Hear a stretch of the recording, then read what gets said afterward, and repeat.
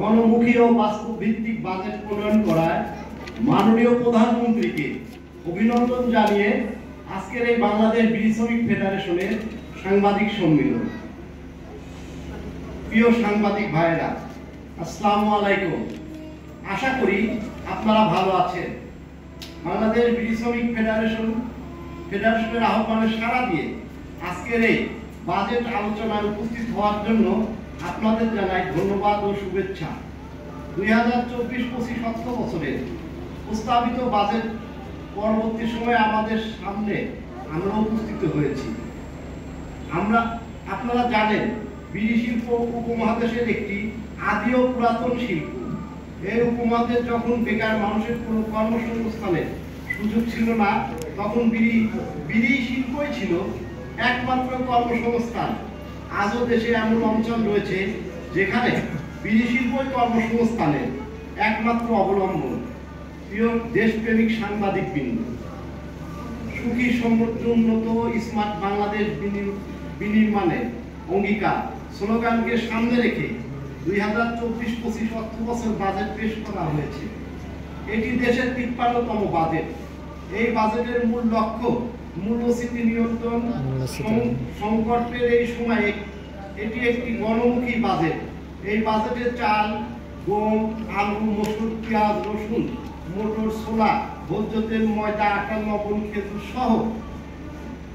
সহ সব ধরনের ফল সহ 30টি পণ্যের কর ছাড় দেওয়া হয়েছে। 30টি নিত্য প্রয়োজনীয় পণ্য খাদ্যশস্য সরবরাহের উপর কর কমানোর পাশাপাশি শিশু খাদ্য কমছে কর ভার। খাদ্যশস্য সরবরাহের উপর কর কমানোর পাশাপাশি শিশু খাদ্য কর কমেছে। এছাড়া কৃষিজাত পণ্য, সার, বীজ, জীবন রক্ষাকারী ক্যান্সার ওষুধের উপর শুল্ক হার অপরিবর্তিত রাখা হয়েছে। একই সাথে প্রাচীন শ্রমঘন শিল্পের উপর শুল্ক অপরিবর্তিত রাখা হয়েছে। খাদ্য নিরাপত্তা জোরদার করার লক্ষ্যে বাজেটের নিত্য পণ্যের দাম কমানোর সিদ্ধান্ত আমরা সরকারকে সাধুবাদ জানাচ্ছি। বাস্তব ভিত্তিক ও সময় উপযোগী প্রণয়ন করা বাংলাদেশ বিড়ি শ্রমিক ফেডারেশনের পক্ষ থেকে মাননীয় প্রধানমন্ত্রী জননেত্রী শেখ হাসিনার প্রতি কৃতজ্ঞতা, ধন্যবাদ ও অভিনন্দন জানাচ্ছি। একই সাথে মাননীয় অর্থমন্ত্রী ও জাতীয় রাজস্ব বোর্ডের চেয়ারম্যান মহোদয় সহ সংশ্লিষ্ট সকলকে ধন্যবাদ ও কৃতজ্ঞতা জানাচ্ছি।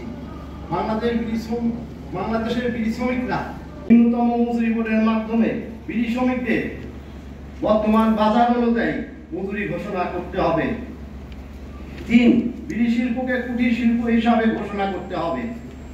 4. বহুজাতিক কোম্পানি নিম্ন স্তরের প্রতি প্যাকেট সিগারেটের মূল্য 45 টাকা থেকে 65 টাকা বৃদ্ধি করতে হবে। সুপ্রিয় বন্ধুগণ, জাতির জাগ্রত বিবেক হিসাবে আপনারা অতীতেও আমাদের পাশে ছিলেন, ভবিষ্যতেও পাশে থাকবেন বলে দৃঢ়ভাবে আমরা বিশ্বাস করি।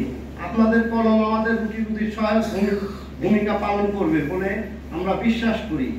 আপনাদের মূল্যবান সময় ব্যয় করে আমাদের বক্তব্য শোনার জন্য পুনরায় আন্তরিক অভিনন্দন ও ধন্যবাদ জানিয়ে শেষ করছি। খোদা হাফেজ। জয় বাংলা, জয় বঙ্গবন্ধু। ধন্যবাদের সভাপতি, বাংলাদেশ বিড়ি শ্রমিক ফেডারেশন।